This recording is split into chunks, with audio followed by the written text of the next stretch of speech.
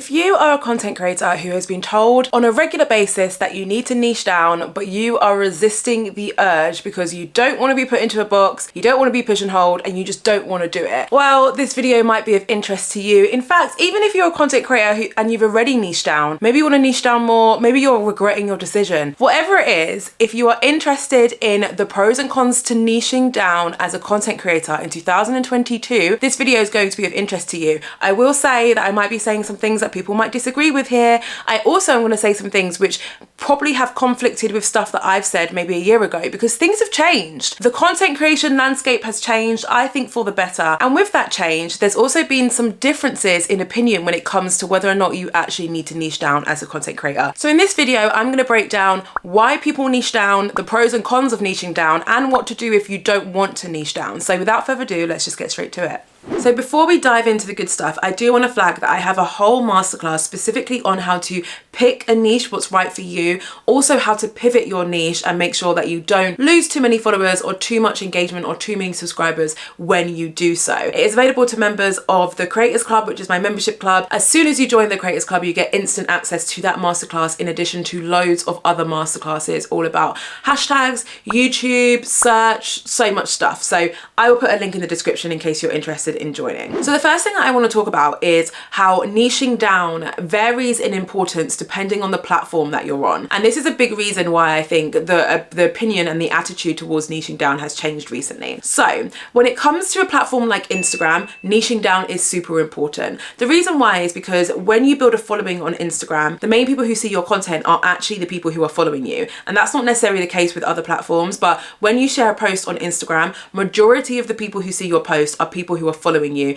And if the post is really good, then maybe it will get pushed out and more people who aren't following you will see it. Because it's always your community who are seeing your posts, they want to see the same kind of posts from you. Your job is to really please your community because they are the people who are more likely to consistently see your content. So if someone has followed you because you share really great cooking tips for people who want to live a healthy lifestyle, they want to see content from you about that niche. It doesn't mean that all of your content has to be about that. There is some wiggle room, like 10% of your content could be about something else, but the bulk of your content has to be about that niche because that's why they followed you, right? And because your main job on Instagram is to please the community that you have built. So that's Instagram. When it comes to YouTube, it's actually a bit different. So on YouTube, a lot of the time, a lot of the views that you get on your videos can actually be from broader people and not just the people who are subscribed to your channel. With YouTube, it's a lot more forgiving when you want to have a few different niches. So something that I recommend people do if you're not sure about how to niche down on YouTube is to simply create content about all of the different niches that you're interested in. And over time, YouTube's algorithm is going to tell you which of those niches are going to be more successful and more popular on the platform, right? So with YouTube, there's actually a lot more wiggle room for you to have a few different niches. And even if you want to go through that process and not necessarily pick one niche to narrow down in, even if you know that one niche is doing better than the others, you can still very much do that. Now, there are repercussions to that, of course. If you have multiple different niches, which are all appealing to different audiences, it is going to be harder for you to grow. It's going to be harder for you to get people to binge your content. It's going to be harder for you to do a bunch of different stuff.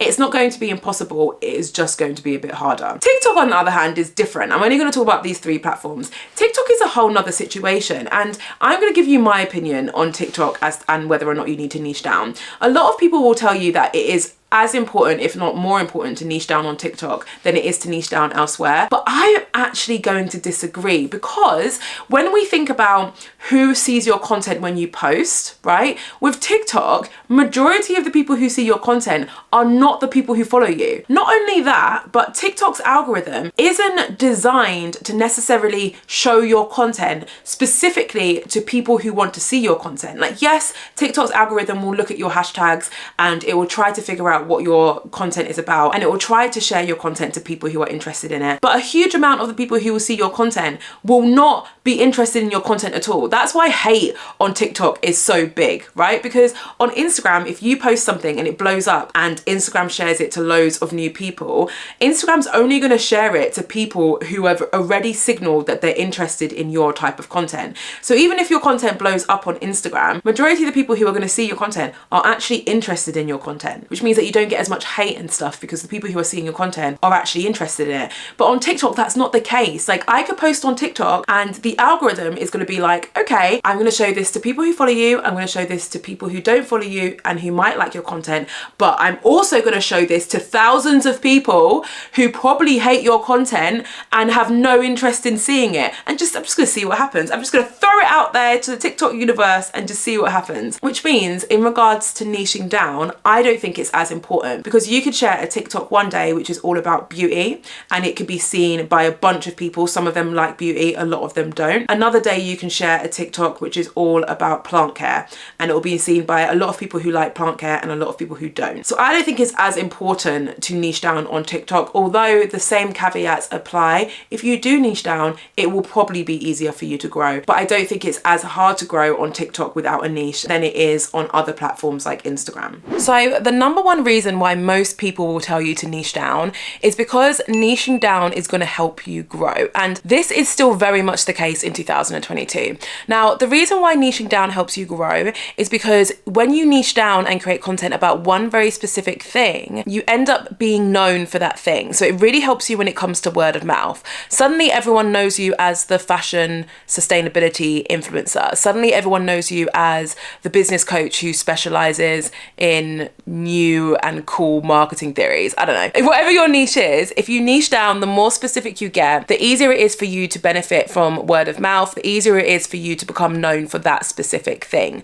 In addition to that, when it comes to the different social networking channels you're on, the more refined your niche and the more consistent you are when it comes to creating content about that niche, the easier it is for these platforms to understand what your content is about. The reason why this is so important in 2022 is because most social media platforms, their algorithms are completely centered on their ability to understand what your content is about. This is the case for YouTube, it's the case for Instagram. The easier it is for these platforms to understand what it is your content is about, the more likely it is for these platforms to recommend your content to people who are interested in your niche. That is another reason why, more of a technical reason why, it is easier to grow when you have a more refined niche in 2022. That does not mean that it's impossible to grow if you don't have a refined niche. It just means that you've got to try a slightly different tactic, and we'll talk about that a little bit later in the video. A practical example which might help bring to life how and why niching down helps you grow on Instagram is actually one from my other channel, Orange Collective. So this was maybe a few years ago, it was a little while ago now. We uploaded a photo and we tagged a brand in the photo. I'm not going to say what brand it is because I don't support the brand anymore. It's like this huge fast fashion brand, but back then I would wear their clothes and I would tag them in my photos, right? So I tagged this brand and they reposted our photo to their followers and they had millions and millions of followers, right? The result of this repost should have been that we should have gained hundreds and hundreds and hundreds of followers. We didn't. We gained a small amount of followers. Like the conversion rate, if you worked it out, would have been like 0.000002 or something. Like we really didn't gain that much traction. And the reason why is because our content was more about kind of travel and food. Yet we were being reposted by a fashion brand, which means that their followers were interested in fashion content and fashion creators. So when their followers would have seen that we'd been reposted, visited our page, they would have seen a huge amount of content which was all about travel and food. And they probably would have been like, oh, well, I'm not going to follow them because I'm looking for a fashion creator right now, right? So we would have missed out on a huge amount of growth or a growth opportunity because our niche didn't align with the brand who was reposting us. If we had been reposted by another brand who had a huge audience full of food lovers or travel lovers, whole different situation. And that's happened in the past. And we've gained way more followers as a result, even though those brands that have reposted us are more aligned with our niche were significantly smaller than the big fashion brand. So that's just one example of how niching down can actually impact your growth.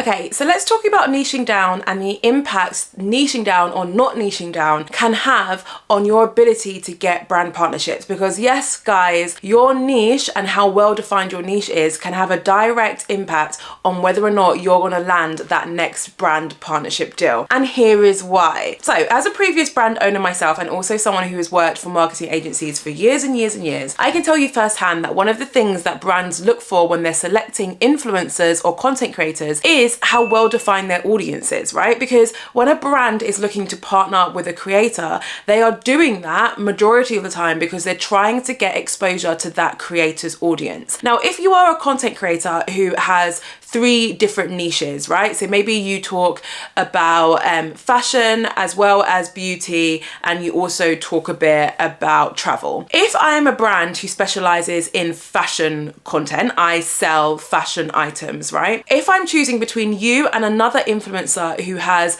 a smaller following than you but only focuses on fashion content, if I have to pick between the 2 of you, there's a big chance that I'm going to pick the fashion influencer with a smaller following over you who might have a bigger following but you speak about several different things.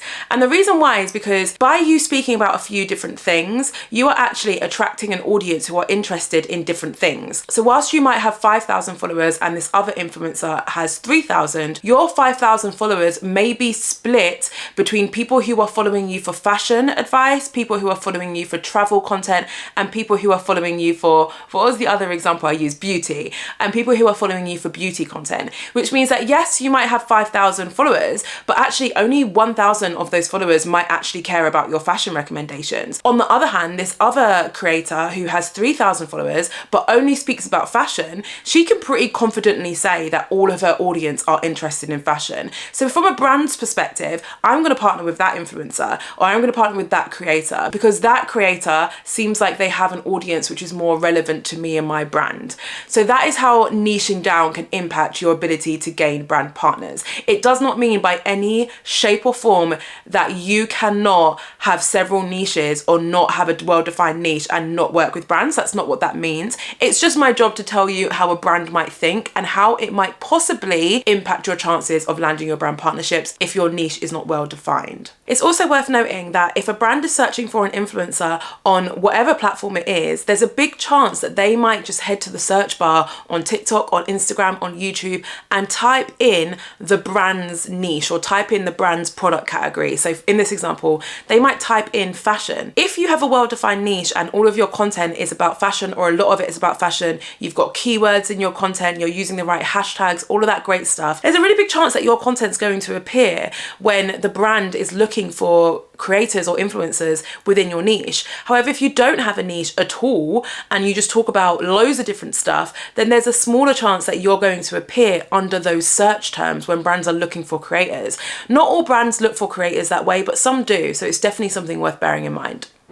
Okay, so let's talk about the dangers of niching down, because I feel like I'm trying to be unbiased throughout this video. I mean, I guess I kind of am, but I feel like I'm still coming across as probably quite biased. There are some dangers to niching down, and this is really reflection of the change in opinion on niching down, which has come recently, right? So previously people would say niche down because that's the only way for you to grow and it's going to help you with brand partnerships, etc., etc. However, as a result of niching down too much, a lot of creators are now making a bit of a pivot, and they've actually come out and said that they really regret putting themselves in such a confined box or space when it came to the content that they could create, right? I'm not going to name names, but there were a lot of creators who have come out recently and kind of said, you know what, I kind of wish I didn't niche down that much because now I'm only known for this one thing, but actually I have other interests, and now I actually feel really demotivated and uninspired by the content that I'm creating. And as a result of that, a lot of them are trying to reverse this. They're kind of broadening their niches a bit. Maybe they're changing their channels or their pages, and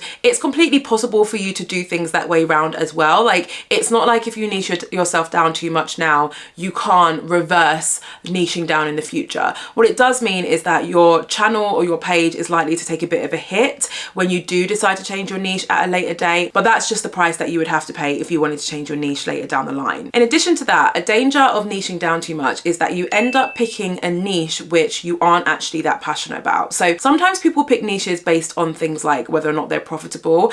Other times people pick niches because they're genuinely interested in it. However, a year or so down the line, they're actually going to lose interest in it, right? And when that happens, you become incredibly uninspired as a creator, and you're also a lot more likely to feel a lot more burnt out because you're no longer finding excitement or joy from the content that you're creating, because the subject you're creating your content on no longer interests you. It's no longer something that you're passionate about. So that's another real danger for everyone to keep in mind when they're deciding deciding whether or not they're going to niche down. So what to do if you don't want to niche down at all? What are the alternatives to niching down? Maybe you've watched this video and you've thought, okay, I don't want to niche down. I'm willing to deal with all the repercussions that Jade has discussed just so that I don't have to niche myself down and put myself in a box. And I totally respect that decision. The biggest tip I can give you if you decide not to niche down is to focus on your personality. If we think back to all of the things that I've said in this video in regards to what can happen if you don't niche down, majority of those things come as a result of you being known for a certain